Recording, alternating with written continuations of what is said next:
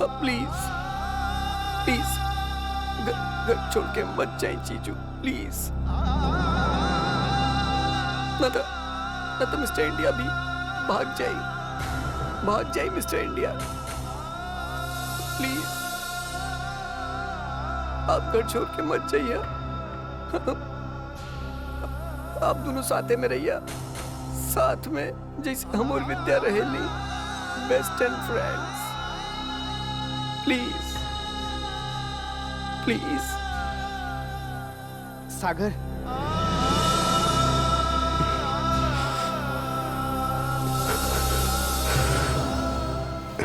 बस please जीजू, please वापस से साथ में रहे, प्लीज प्लीज जीजू, प्लीज।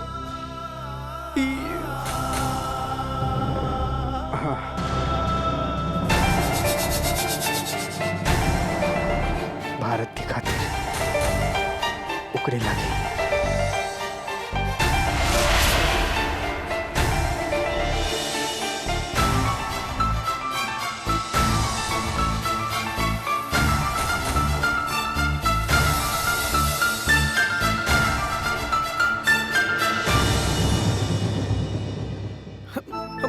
हम ओकरा दोपहर में जाके न्यूज दे कि ऐसन हो गए ऐसन।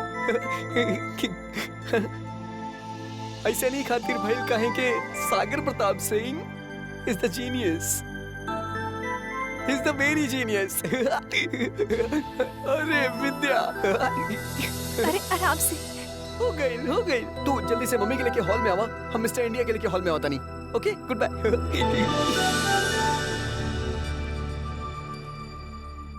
मिस्टर हुसैन का कर रहल बाड़ा तू? हां तो जाओ ना। चल ना, चल। Mister Hussain please. पापा बहुत बोलेला।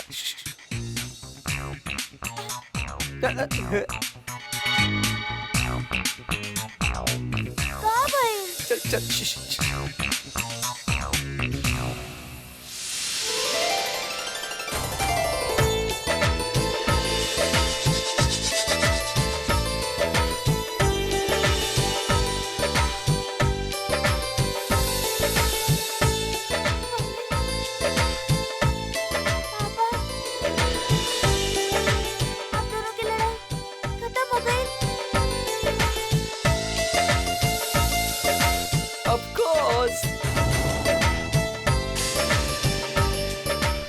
सिंदूरा, सचमुच हमके अपन लड़ाई के इतना आगे न लेके जाके रहे।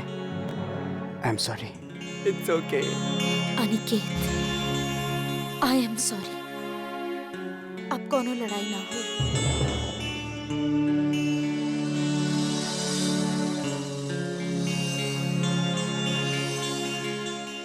हो गई सब, सॉरी, थैंक यू।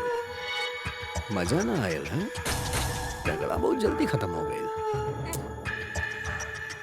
पर चिंता मत करा चाची, हर जंग के एगो खासियत होखेला, ना एक पल में शुरू होखेला ना एक पल में खत्म होखेला, याद रखिए। हाँ,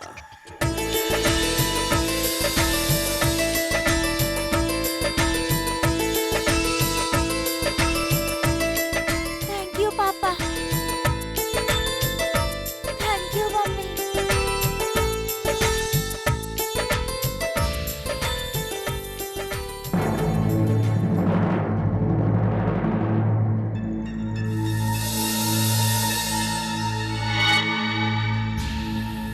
हर्ष, आपसे को बात कही? कहा? जब भी हम हमार बहन लोग के देखे नी तो हमरा के लागेला सबसे खुशकिस्मत हम ही बानी, काहे? जिकरा आपके जैसन पति मिलन। अब देखी ना, सिंदूरा दीदी और अनिकेत जीजू के भी झगड़ा होके लागल, और कार्तिक तो रहल ही होपलेस। हर्ष, पर सबसे अच्छा हमनी के शादी, कोनो झगड़ा नहीं की। और हमेशा ऐसा नहीं रहे, देखिए।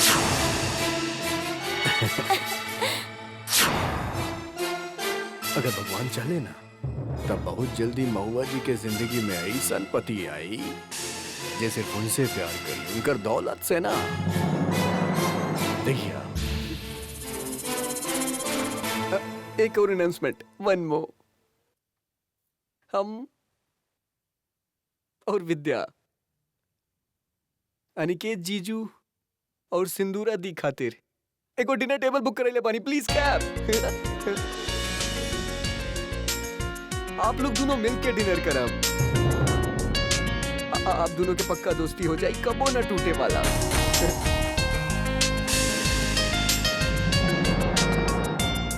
थैंक यू सागर।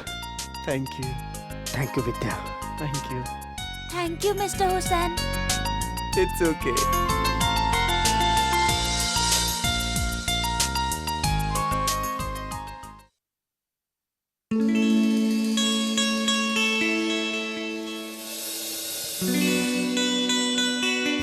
सुनिए, कमाल कर दी नहीं आप। ना सच में आप इतना बड़ काम चुटकी में कर दिखाई नहीं। पता है हमके आप पर गर्व है।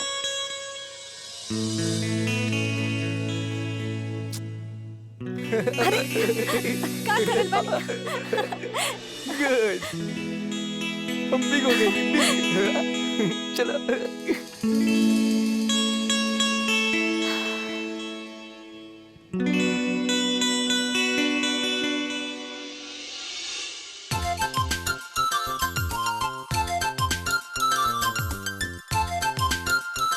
हम सब यहाँ काहे आयल बानी सागर? माँ।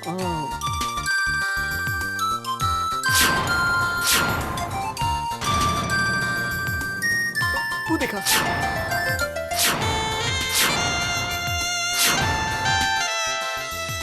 जीजू और दी एक साथ बैठल बा। देखो उनका दोस्ती हो गई बना माँ। अब हमनी वहाँ चुपचाप जाई, उनके सरप्राइज दे और फिर साथ में डिनर करा। ओ नो, मम्मी पापा की गिफ्ट हम गाड़ी में ही भूल के आ गए नहीं। हम लेके आवता नहीं। हाँ स्टूपिड। जल्दी जा।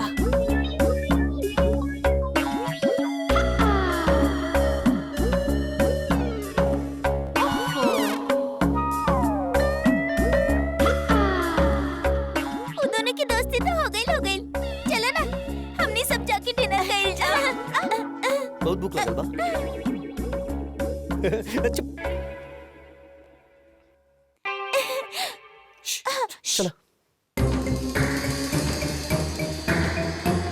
One, two,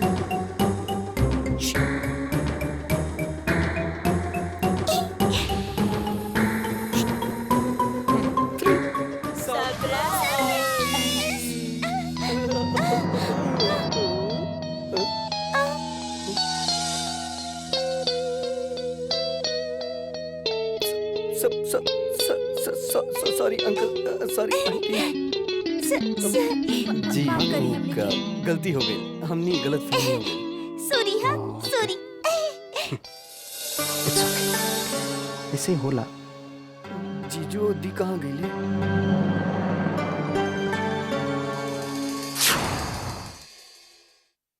एक्सक्यूज मी, ये पैसा रख ले, हमके टेबल ना चाहिए। और हमने के घर से अगर केहू के फोन आए तो कह दिया कि हमने डिनर कर ले बानी, हमने अभी निकल गई नहीं। Yes ma'am. Thank you. घर में एक साथ रहल मुश्किल है, यहाँ साथ साथ डिनर करी। हमरा के भी आपके साथ डिनर करने की कोनो शौक नहीं। सागर के फोन हा, ये पूछे खातिर फोन कैले हुए कि हम सब साथ साथ एंजॉय कर रहे कि ना। अब का कहा बकरा, हम सब साथ साथ रह ना सकेला, साथ साथ एंजॉय ना कर सकेला। तोहरा कारण ना हमें वो सब कुछ करे के पड़ल जे हमके कुछ ना करे के चाहते। झूठ दिखावा। एक मिनट, अगर आप वो घर छोड़ के तमाशा ना करते ना तो ये सब चीज के नौबते ना आई, केहू के पता ना चले कि हम दोनों के बीच का प्रॉब्लम चल रहा है। दिखाओ। हाँ सागर, हम और अनिकेत इतना बात करत रहे कि पता ही ना चलल कब तोहार फोन बजे लागे। हमने डिनर कर रहल बानी, बहुत मजा आ रहल बा हमनी के।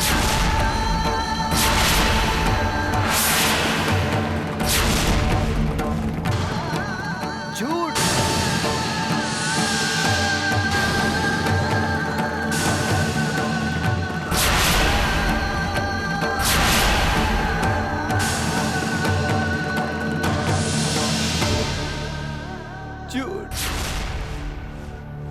आप झूठ बोल रही थी।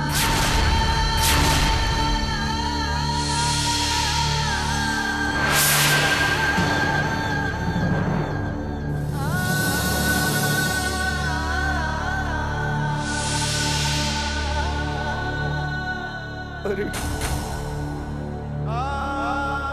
आप लोग की लड़ाई खत्म ना भइल बा। आप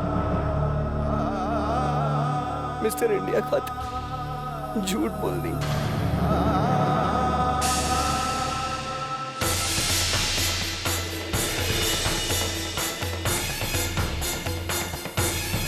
मम्मी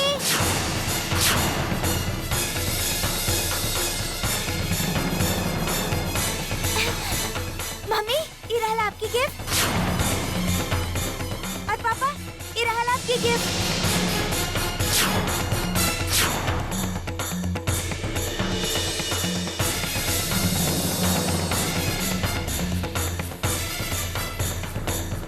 मम्मी लीना। पापा लीना।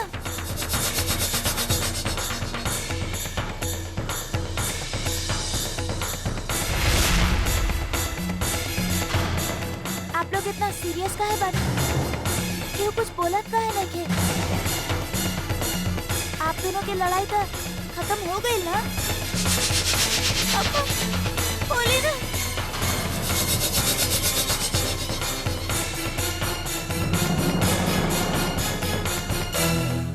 नाना ऐसन कोनो बात ना है। बात कहा कि हम ना तोरा सबके अचानक से देख ले लेना तो हैरान हो गई नहीं। बस इतनी सब बात है। ओह, हम तो डर ही गए रहे। कहीं आप दोनों की लड़ाई छोड़ी ना। ये लिए आपकी गिफ्ट।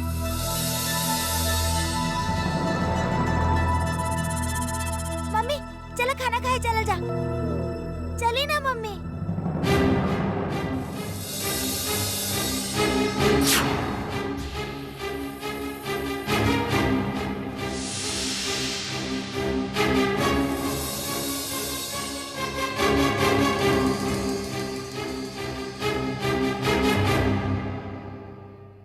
जीजा जी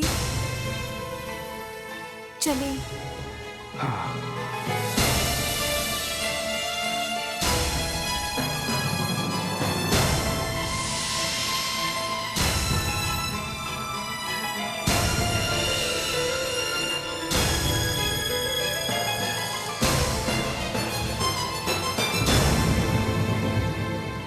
हमने चली।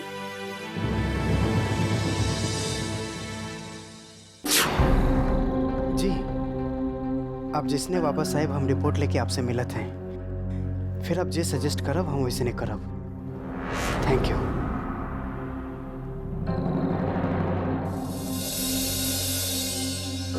अनिकेत आप इतना रात के केकरा से बात करते रहे? और ये सागर के मेडिकल रिपोर्ट सब ठीक तो बा? सिंधुरा हम का कर रहे हैं काहे कर रहे हैं ये बात के तोरा के कोनो मतलब न होए के चाहिए। और ऐसे भी तोहार कोनो भी सवाल के हमारा पास जवाब नहीं है।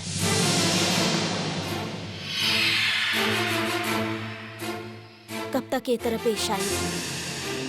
कब तक एक के बात के लेके बैठल रहा? हम आपसे कह चुकल बानी कि हम जो कुछ भी कहीं कौन हालात में कहीं कब तक एक के बात के लेके बैठल रहा? यह तोहार असली चेहरा है सिंधुरा। तू इतना बड़ बात के हमके इतना आसानी से कहता रो भूल जाए खातिर। तू ना सिर्फ सागर के हालत के जिम्मेदार हो बल्कि तू विद्या के भी गुनहगार हो। कहे खातिर तो शादीशुदा लेकिन पति का होला, पति के प्यार का होला, ये सब बात से वो आज तक महरूम रहा।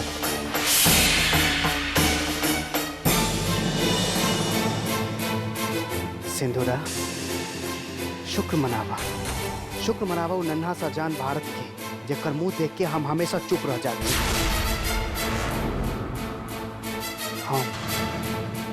हम अपन मजबूरी के चक्कर में तोहरा हम बेनकाब ना कर सकल, लेकिन तू मत समझिया कि ऊ ना तोके माफ कर देलस। वो अपन तरीका से तोहरा से इंसाफ उहे भाई जेकरा साथ तू छल कैलो एक दिन तोहार चेहरा से नकाब उठाई। तू जाना चाहत रहो ना हम केकरा से बात करत रहनी, तो हम एगो डॉक्टर से बात करत रहनी। अब तू ये जानल चाहत होगो कि काहे बात करत रहनी? काहे कि सागर के याददाश्त वापस लाए, ओकरा ठीक करत हमार जिंदगी के एकमात्र मकसद,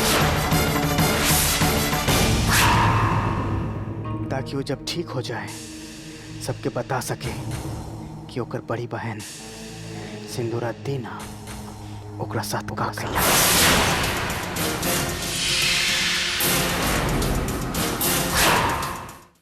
सुबह से हम कुछ ना खैनी।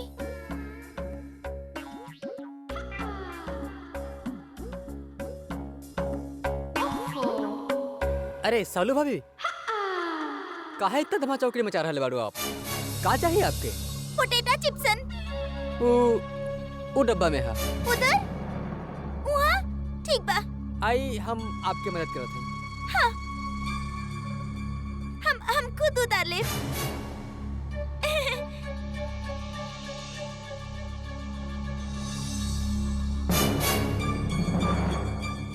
कितना टेस्टी बा। कितना पतला हो गइल बानी ना हम। अरे दुहाई बा दुहाई।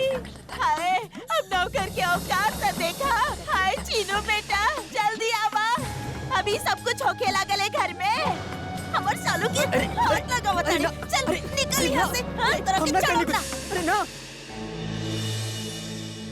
अरे चाची काबिल चालू। अरे का बताई, हम पता नहीं कि भोला बना चालू के गंदा नजर से देखत रहे। अरे दुपट्टा देखा, चला में डाल के कौड़ा बोई। अरे ले, अरे हाँ, अगर हम सही वक्त पे ना पहुंचती ना तो पता नहीं कि कौन सा हद पार कर ले।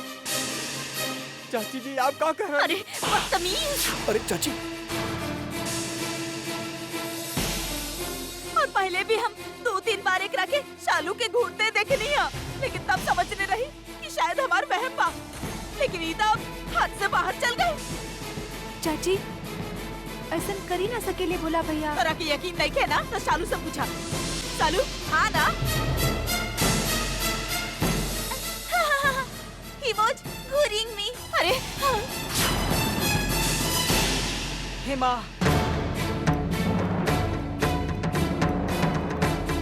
तू लोगन के कोनो गलतफहमी हो गई हा। अरे भोला तो हमार घर के सदस्य के जैसन हा, बरसों से हुई घर में रह रहा। हाँ गलतफहमी भइल बा आपके चाची। बोला इसे ना कर सकेला। हाय हाय, अब नौकर लोग भी राजा हरीश चंद बने लागल और हमने दोनों माँ बेटी समाना भर के छूटी। अरे निगोड़ी, तू तो पहले से ही करम जली रहलू। अरे ए घर में पराया मर्द तहरा के घूर रहल बा और बचावे वाला केहू नहीं थे। अब शालू 1 मिनट भी यहाँ ना रहब हम। लग पकड़ के पैठा अपना पास चल। हेमा, तो के कहीं जाए की जरूरत ना हा। अगर भोला को अपराध कैला सा तो ओकर सजा ओकरा मिली। भोला के घर छोड़ के जाए के पड़ी। बुआ जी ये सब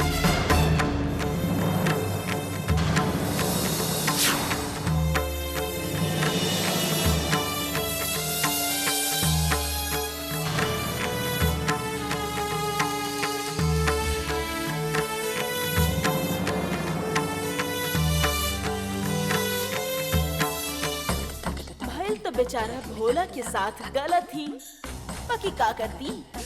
दामाद जी के बतावे खातिर कि ये घर में होकर औकात देखो, नौकर से ज्यादा कुछ नहीं के। ऐसे घर के नौकर के गैल जरूरी रहे। का करती? का सागर तोहरा से खुद कहलस कि वो ठीक होवल चाहता? हाँ जी चाची, पता न कैसे पर इनकर मन में ये बात घर कर गई हा कि ठीक ना है। हमके हमके ज्यादा ये बात के डर है कि इ तड़प के मारे कहीं वो कुछ गलत ना कर ले। ना विद्या, ऐसा कुछ ना होई। हम तो के तो कहते हैं अच्छा बात है कि सागर की बात के खुद एहसास है और वो खुद ठीक होल चाहता। हम पहले भी कोशिश कैले रही, मगर तब एक्सीडेंट की वजह से सागर के दिमागी हालत के साथ साथ ओकर शरीर की हालत भी बहुत नाजुक रहे और ठाकुर साहब भी बहुत फिक्रमंद रहे कहीं वो इलाज के उल्टा असर न पड़ जाए। लेकिन अब जब ओकर तबीयत पहले से बेहतर है तो हमके ओकरा खातिर कुछ करे के चाहिए। हम अमेरिका के एगो बहुत मशहूर डॉक्टर से कांटेक्ट कैले हैं और आज सुबह ही वो इंडिया अले हैं। हो सकेला वो सागर खातिर फरिश्ता बन के आयल हुए। तो बस दुआ कर शंभुनाथ से। जी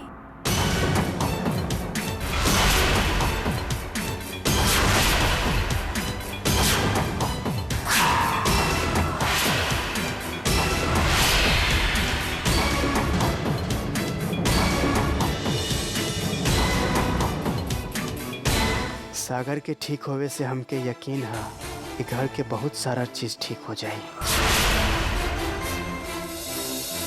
हमेशा हमेशा के खातिर। हम तो सुबह ही डॉक्टर के मिलल चाहत रहे, लेकिन हमके डर रहे कहीं सागर इनकार ना कही दे। लेकिन अब सागर जब खुद ही राजी है तो हम सबके अभी चले के चाहिए। सागर, सागर,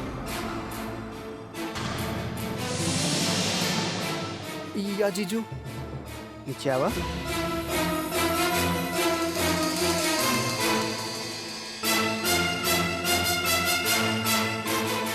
अमेरिका से एगो डॉक्टर आयल बाड़े जे तोके देखल चाहता है। तू चल बा। यस जीजू, कब जाए के बा? बस अभी अभी जाए के बा। चला चला चला चला चला। अनिकेत,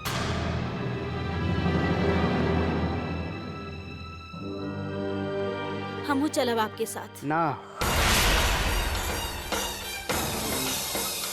माँ के तबीयत ठीक ना है तो माँ के पास रहा।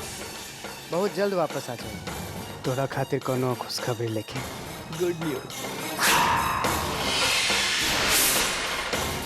चलो सब लोग चलिए। चला दी हम ठीक हो जाए। चला।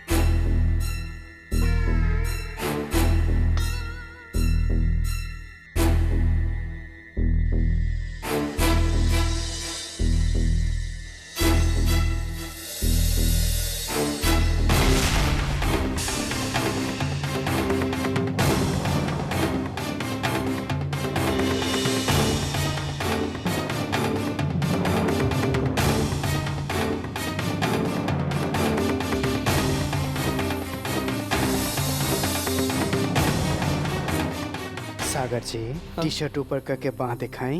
हमके इंजेक्शन देवे के है। हमके हाँ।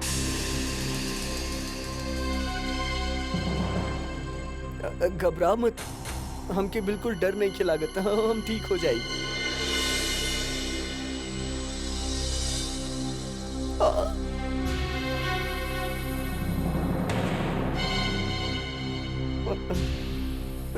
विद्या हम कितना स्ट्रांग बनी, हमके बिल्कुल पेन नहीं के, कुछ नहीं के।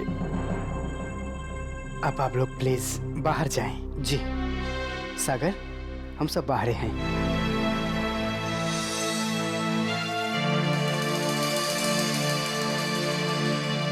मिस्टर अनिकेत, सारा टेस्ट हो चुका था, लेकिन रिपोर्ट्स आने में तनी वक्त लगी।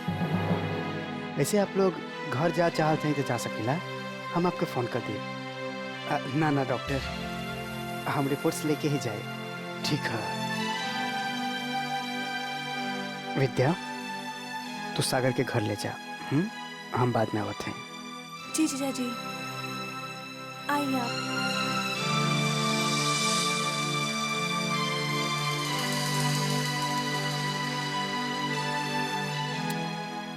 विद्या प्लीज, तू टेंशन मत ला, चिंता मत करा, सब कुछ ठीक हो जाए। प्लीज प्लीज चला।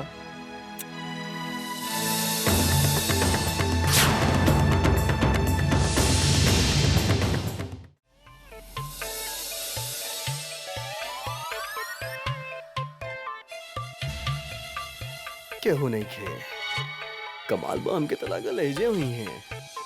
कहवा चल गई महुआ दीदी? अरे भैया, जब कोनो है ही नहीं यहाँ तो हम लोग यहाँ रुक के का करब? चला हम लोग भी बाहर चला थे। अब जब बोल बात और विजय बैठ खड़ा रहो, हम जाके चेकिंग करके आवतानी कि सवेरे सवेरे कहाँ चल गई महुआ दी, ऐसे जाएली ना हो। ठीक है भैया। हाँ, ये जौन तोहर लक्ष्मण रेखा बा अंदर गईला त वीर गति के प्राप्त हो जाई बा, समझला? ठीक है भैया, यहीं खड़े हैं हम। सही रहा बस।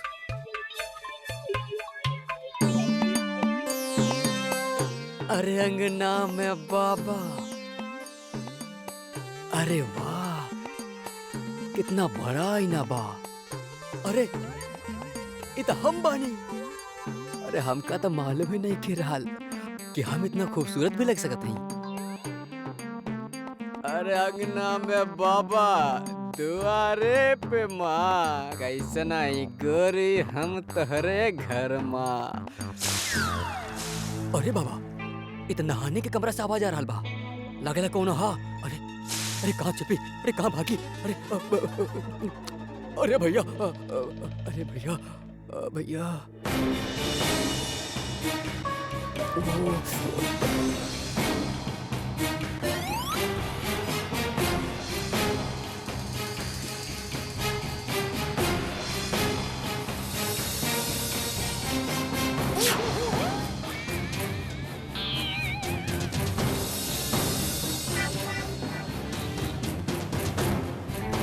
ये तो बिल्कुल जीने तमान के जैसे ऊपर में कपड़ा बदल रहा बाड़ी।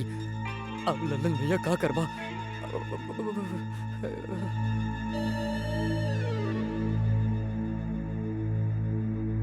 अगर मामा जी के पता लग गए तो हमारी जनता जी खराब हो जाए। हे भगवान, तू ही रक्षा करा। हाय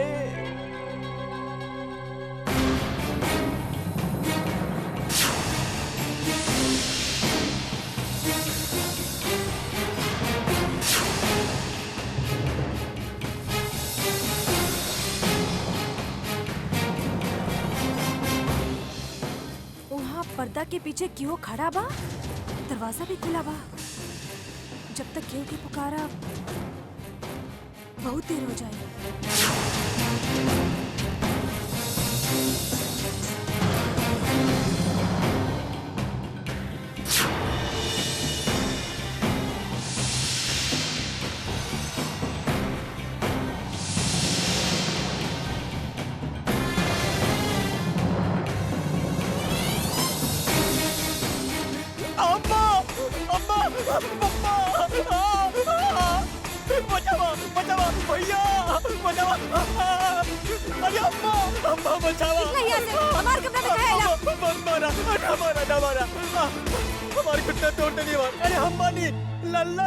तू यहाँ का कर रहा हूँ? अरे बउआ जी, माँ हमार कोनो गलती ना बा। वो तो हर समय हमरा से कहने की कितनी तोहरा घर में चल जाई है। अपना कमरा में चल जा कहले रहनी, लेकिन तू दिखा एक तू। अरे बुआ जी बाबा, ई वैसे बात तो समझदा, लेकिन कबो कबो मूर्खता एकर पीछा ना छोड़ेला। छोट गांव से आयल बा, वहाँ छोट छोट घर होखेला। कबो ई इतना बड़ घर दिखले ना बना ई खातिर भटक गई ना। हम आया एकर गुस्ताफी खातिर हम आपसे माफी मांगता नहीं बुआ जी हैं। चला तू माफी मंगवा भैया, मांगा। हाँ भैया मांगा। हाँ। I'm sorry अरे बुआ अरे जी। अरे अब बस करा, खड़ा हो जाई का बात बात पे दंडवत कर देवेला। मुंह से मांगा ना माफी।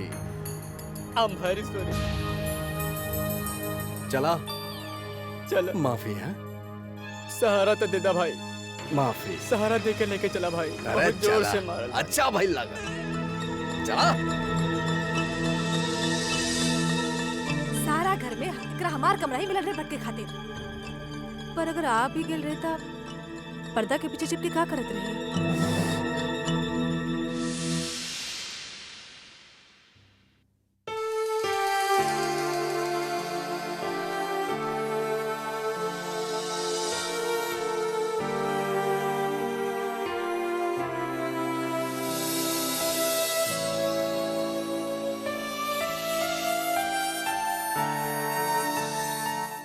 विद्या, अनिकेत जीजू अब तक काहे ना आइले?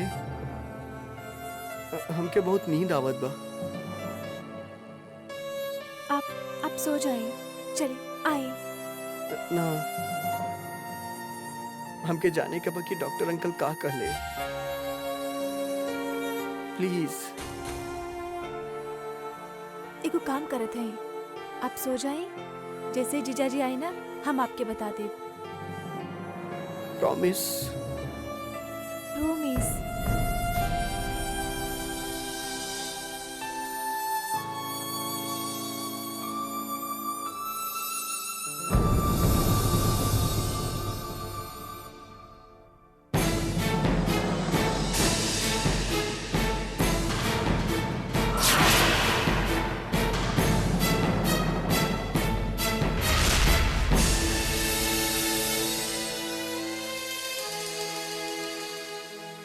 अनिकेत, बेटा रिपोर्ट मिल गई।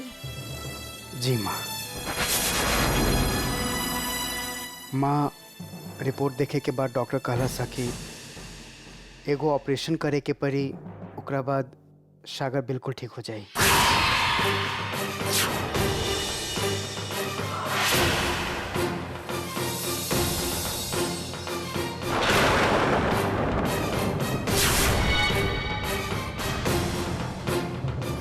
मगर डॉक्टर की इहो कहल ह कि ऑपरेशन कामयाब होवे के चांसेस सिर्फ 50% है।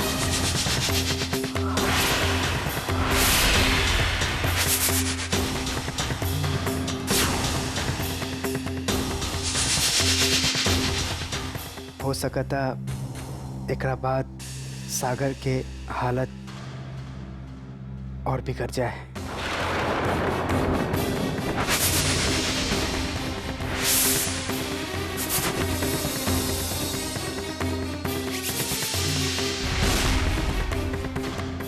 हमने सबके फैसला लेवे के होई कि हमके रिस्क लेवे के ह कि ना।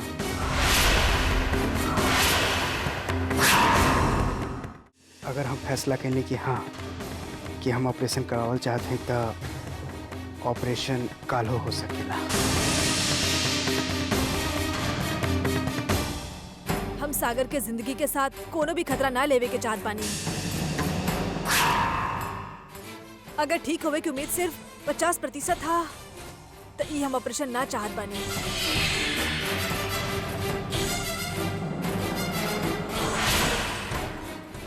मगर बुआ जी, दद्दा का सारा उम्र दूसर के सहारा रही है। हमने के उनका बारे में भी सोचे के चाहिए। हमें काहे मान के चलत है कि ऑपरेशन कामयाब ना हो।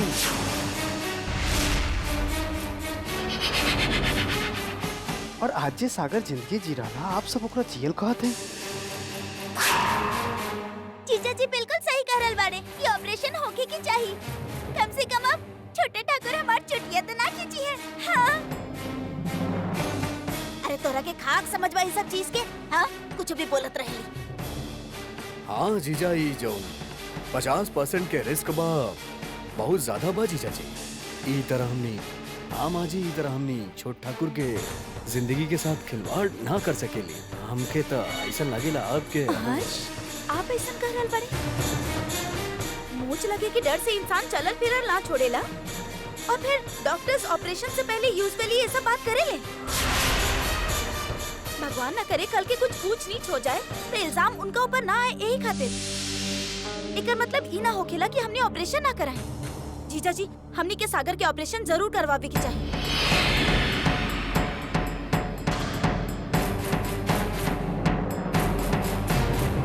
माँ, जीजा जी, कोनो भी फैसला लेवे से पहले एक बार हमारी बात सुन लिए आप लोग। हम जानत बाने कि आप बड़ लोगन के सामने हमके ऐसे अपन बात रख के दखलंदाजी ना करे के चाहे, मगर ये हम दोनों की जिंदगी के सवाल है।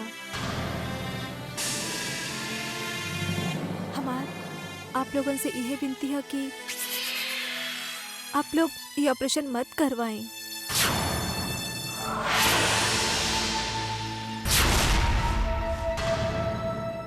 ये जैसन भी है, हम दोनों खुश हैं।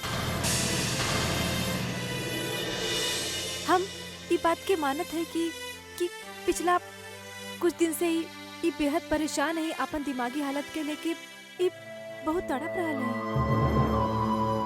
मगर उनकर ये तड़प के तो हम समझा के उनका मना के भी खत्म कर सकेनी ना।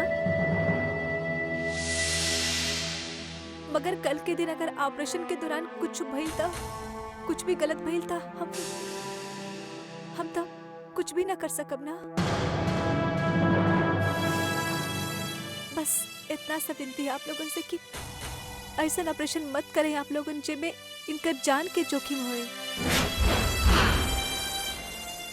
माँ, का फैसला ले ली? हाँ, हम बतावता नहीं।